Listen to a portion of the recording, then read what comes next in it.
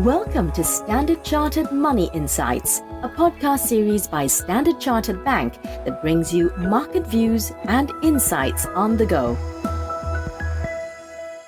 Hi everyone, you're listening to the Daily FX Navigator.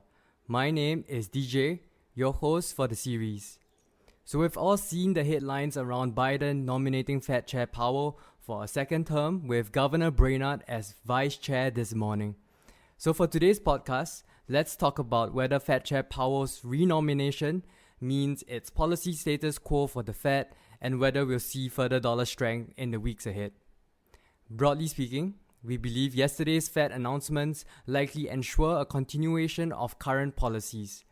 This led to a rise in US Treasury yields along the curve, led by the short end, as Powell's renomination increased expectations for faster tightening of monetary policies in the US. These expectations are in line with what we've been seeing on inflation, where slower-moving survey-based measures such as the Philadelphia Fed survey of professional forecasters for 10-year annual average rates of CPI and PCE inflation have both risen. Recent commentary from Fed speakers have also been slightly hawkish, with Governor Wallace suggesting rising risks of an accelerated taper in order to provide the Fed with more optionality to tighten policy sooner.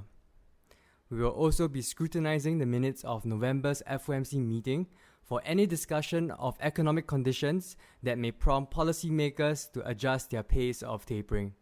For now, the dollar still looks bid and should likely remain supported in the lead-up to December's Fed meeting. The one underperformer within G10FX is the euro, and that is something I'll touch on over the next few minutes. Euro-dollar has fallen back below the 113 handle alongside widespread European asset weakness. We are seeing renewed COVID-19 related concerns following the news of fresh lockdowns in Europe. There is scope for further weakness on the back of technicals and widening US-EU rate differentials. The recent push to trend lows now suggests the risk is for continued weakness towards 111.65. However, daily momentum is now in oversold territory, so the impetus for further declines will likely not be as strong.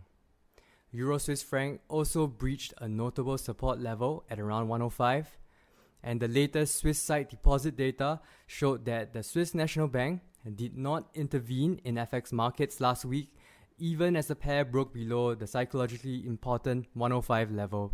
And that suggests to us the central bank is now not willing to lean against Swiss franc strength, and that paves the way for more downside ahead.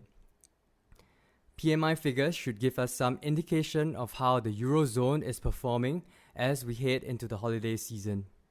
Market liquidity will likely be lower then, and that means more volatility ahead. And that is all the time we have for today. You know we like keeping things short and sweet. If you're a valued client of Standard Chartered, grab hold of your relationship manager to find out more about our publications. If you've enjoyed what you've heard, remember to like, share, and subscribe. And that's it for today. Bye. Thank you for listening to Standard Chartered Money Insights, a podcast series by Standard Chartered Bank. For more details on the latest market insights, subscribe to Standard Chartered Money Insights.